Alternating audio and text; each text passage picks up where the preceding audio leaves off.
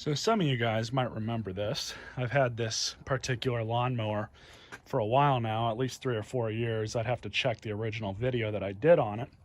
I don't have the bag for it, which is part of the reason for me wanting to do this. But what I want to do is swap this engine out for one of these newer Briggs. I got this off a small engine warehouse. Got a really good deal on it. I can't remember offhand. I'll overlay it in the right now for you guys to see that. But we're going to give this thing a shot. And my plans for this, I've got a few extras of those jets for these carburetors. I'm going to try and modify them, see if I can either combat or fix up this issue with jets coming up on. Hopefully I can. I was going to put this engine on an entirely different deck, and I was going to sell this one as it is, but the reality of it is it's really not worth selling it. I don't have a bag for it. It's not in the best cosmetic shape, so I wouldn't even get that much. I might be able to get like 80 bucks for it as it is, maybe if I polish it up with some WD-40. But all the like creature comforts that are on it don't work other than the self-propel. This engine has electric start, but it's not worked forever since I've had it, since probably way before I've had it. Their dog or whoever got a hold of this where the battery hooks up to, and this harness is junk. I've been meaning to pull it off, but I just haven't for whatever reason. This thing still has the electric start in it, and I'm sure it probably still works fine. The first thing we'll do is remove this ratty old key switch.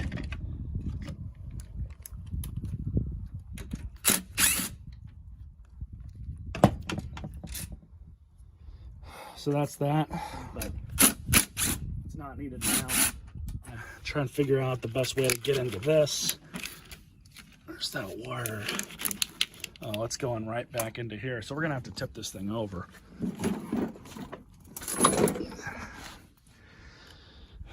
See how clean I keep it under here, boys? Not a speck of dirt or anything. Well, I mean, there's dirt, but it's not like it usually is with some people's stuff. Anyways, let's see. So we got this going down into here. I'm gonna have to pull this off. I stuck this steel rod through just to hold the bag door back. And we've got a bunch of small bolts, it looks like, that'll hopefully remove this thing. Might have to take off a few other parts here. Remove these.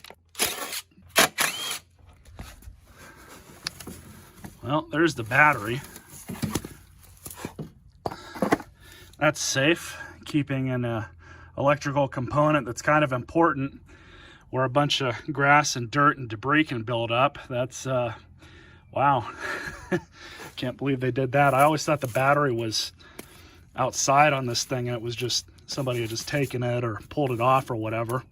I doubt this still works. I mean, we can put it on a trickle charger just to see, but I'd be really surprised if this thing still held a charge. I'm just gonna cut it off. Just like that. Grab this. There's that. That'll go on my scrap wire. So let's knock all this crap back out. Don't really need this. I mean, I can put it back in. It's not going to hurt anything. I guess one good thing about messing with this and removing all this extra crap on here we don't really need. A little bit of weight reduction.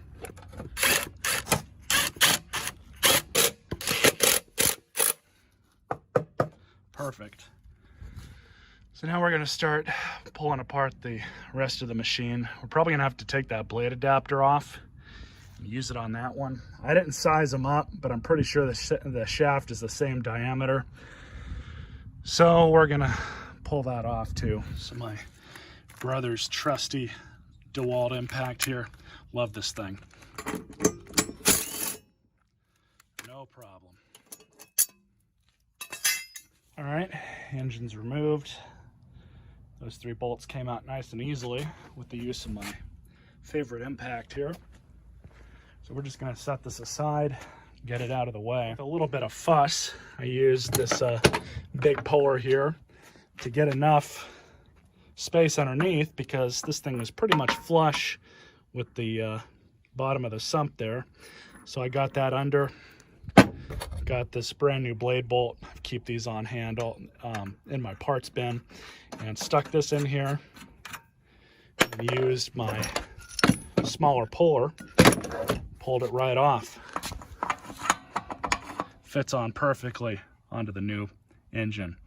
So I was looking through all my parts here for other ones, and these are the only two that I found that would fit, but we don't need those because thankfully the original fits. So I'm just going to wash this deck off, hit it with some degreaser, and you know what, I'm going to take that cover off too for the belt.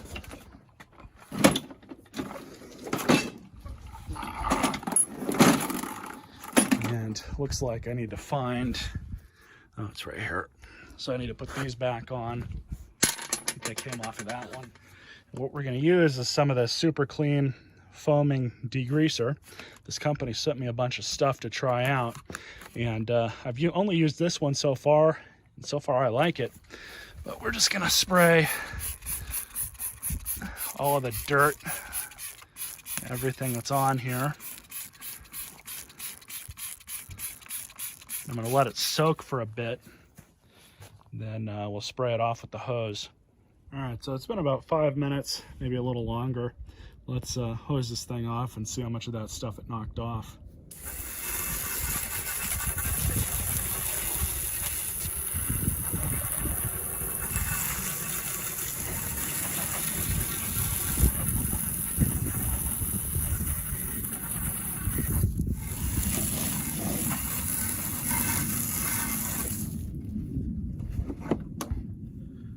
We go.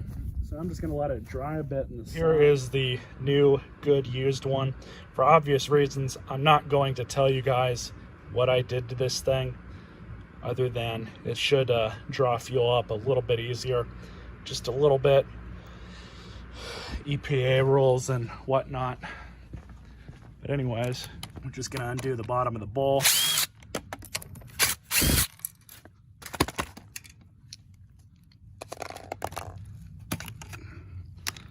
Go. It's all nice and new.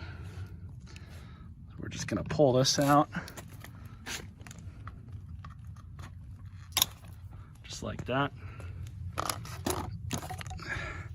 You want to make sure that the little hole in there is lined up with the throat of the carburetor. There's actually a cylindrical piece that can move around. You just want to make sure that this thing goes all the way in. And in the case that it doesn't, that means something's contacting with this, and you'll have to take it apart and readjust it. It's really not that bad though. Just like that. So throw this thing back together. Make sure it goes on the right way. I believe these can only go on one way.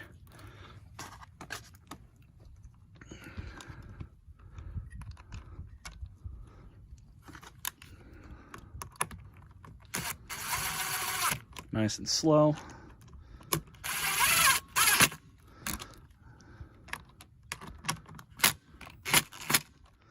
There we go. Doesn't need to be too tight. You don't want to do this with the engine on the deck. Just take the old bolts or new ones or whatever and just start threading them into the holes just a little bit, just so they kind of start. And then we're going to hammer them down into it with the impact.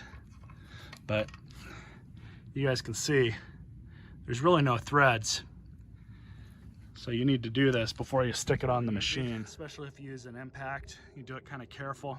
You don't want to zip them down with all the torque on it. Just, you know, kind of bump it down a bit.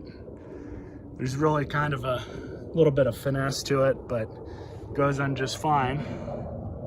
Cuts the threads perfectly doing it that way.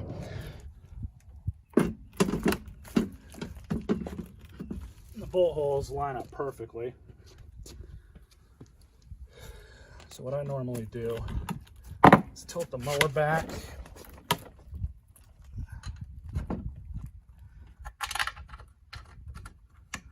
just install them by hand. just like that. Hope and pray that this all goes in perfectly. It looks like it will. Just like that. I think this was actually setting up a little bit further up on the other engine. Hopefully we're fine. And we've got this right here, which is your guard for the belt.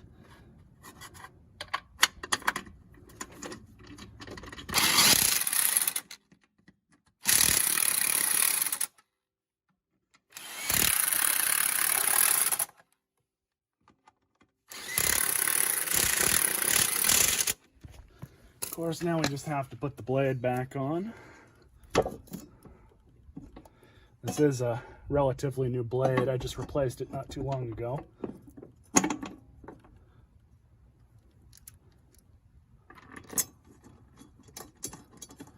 Thread count's the same on the original bolt.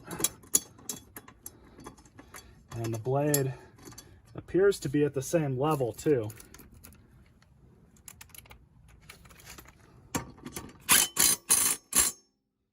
Was using the old cable. I lubed it up quite a bit with some WD-40, put some aviation grade hardware that allows it to pivot on it because it's got this weird looking cable.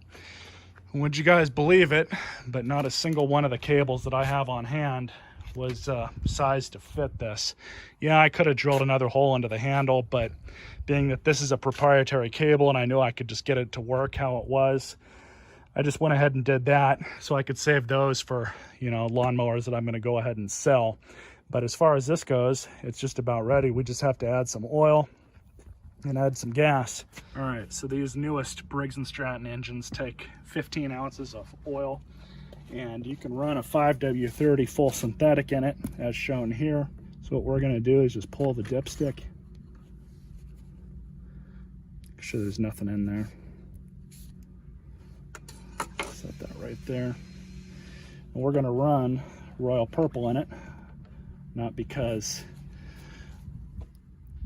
for any really special reason other than I've had this sitting on my shelf for quite a while now, and we're just going to use it.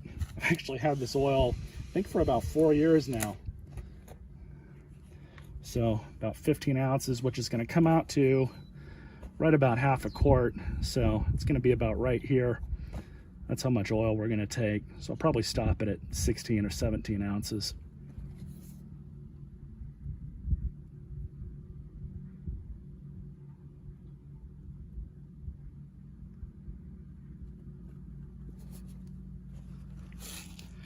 And that's about right. So I'm going to let it settle, and we'll check the level again, throw some gas in there and see what happens. And we're right where we should be. You guys can see that or not. It's kind of hard to get the camera to focus on something like that.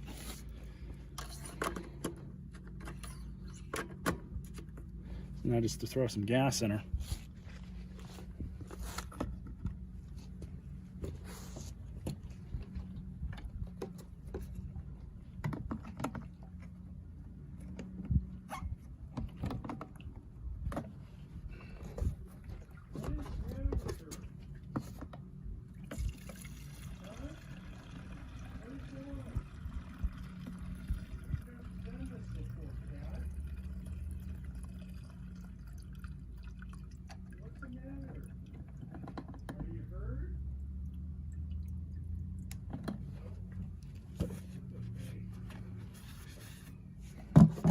Okay, it's about a half a tank of gas. Let it get all drained into the carburetor bowl, and then we'll start it up. All right, so let's pull the cord and see what happens.